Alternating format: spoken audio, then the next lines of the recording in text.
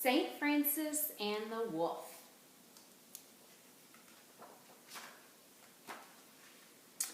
A long time ago in Italy, when knights battled and kings and queens lived in grand castles, and the rich grew richer and the poor were poor as ever, there lived a man named Francis. He himself had been rich once, but God came to him in a dream and told him to give away all his money. Wherever he went, Francis taught that every man, woman, and child should love all God's creatures that walk on the earth, fly in the sky, and swim in the sea. He could speak of the language of animals, and through the miracle of his good works, he became a saint.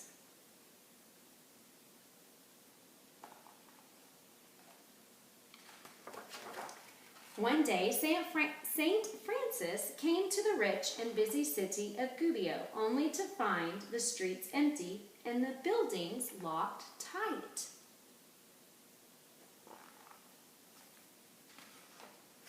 A great wolf, fierce and terrible, had come into the land. The wolf ate sheep and goats, and when there were no more sheep and goats to eat, he ate shepherds. The wolf ate chickens and cows, and when there were no more chickens and cows to eat, he ate farmers. It's not a nice, very wolf.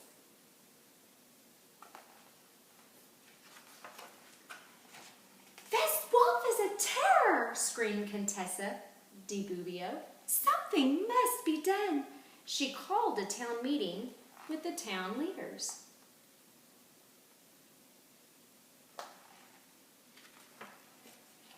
Fear not, they said. We are sending our bravest knight with the best armor, the sharpest sword, and the strongest lance to kill the wolf. Do not kill him, said St. Francis. I will go and meet this wolf. Good friar, interrupted the Contessa. Do you expect the wolf to sit down and listen to your sermon? Send the knight, everyone shouted.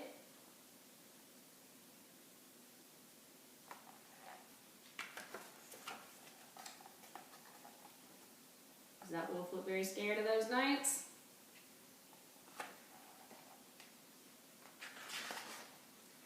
But the knights never returned. So the people of Gubbio went back to the town leaders. Fear not, the town leaders said.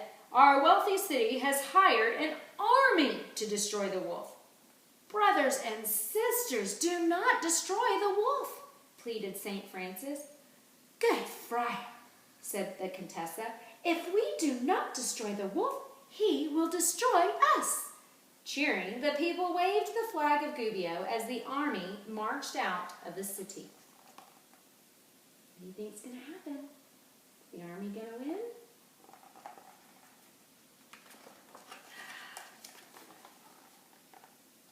What's he doing with that army?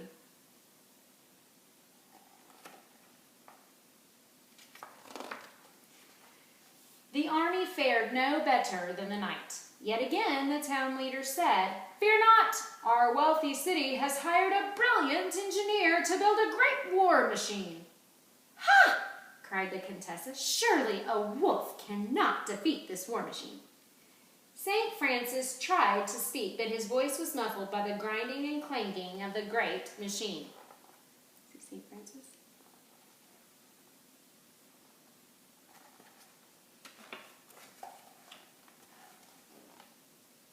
What's he doing to that machine?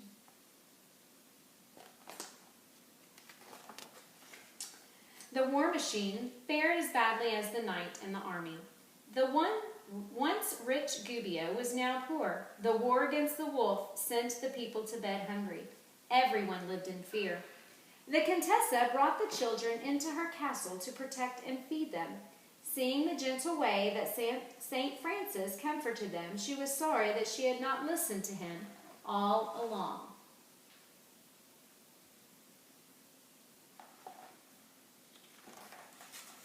She hurried back to the town leaders. Finally, they agreed to ask St. Francis to meet with the wolf.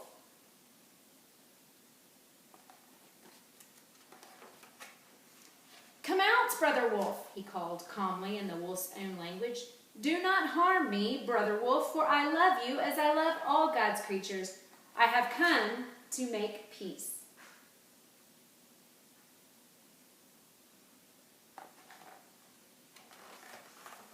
The fierce wolf who ate the knight, scattered the army, and defeated the great war machine froze before this simple man who spoke of God's love in the language of wolves.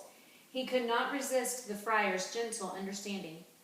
"Come to Gubbio and make peace," said St. Francis.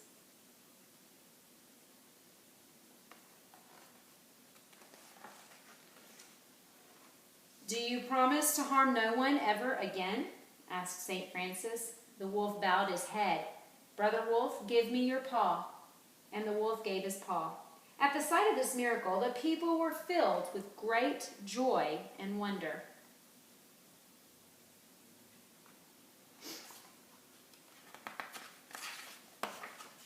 St. Francis said a fond farewell to the wolf and the citizens of Gubbio and left to spread his message of peace and love to others.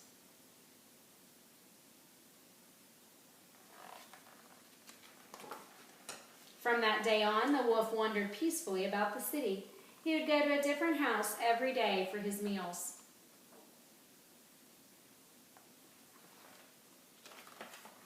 After many years, Brother Wolf died of old age. He was buried in the center of town square.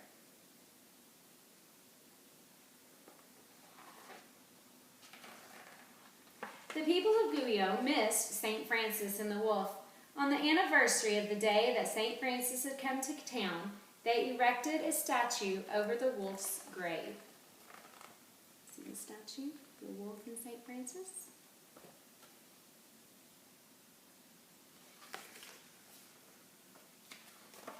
In Gubbio, St. Francis and the wolf would always be together, and the miraculous story of how the good friar tamed the wolf with love would live forever.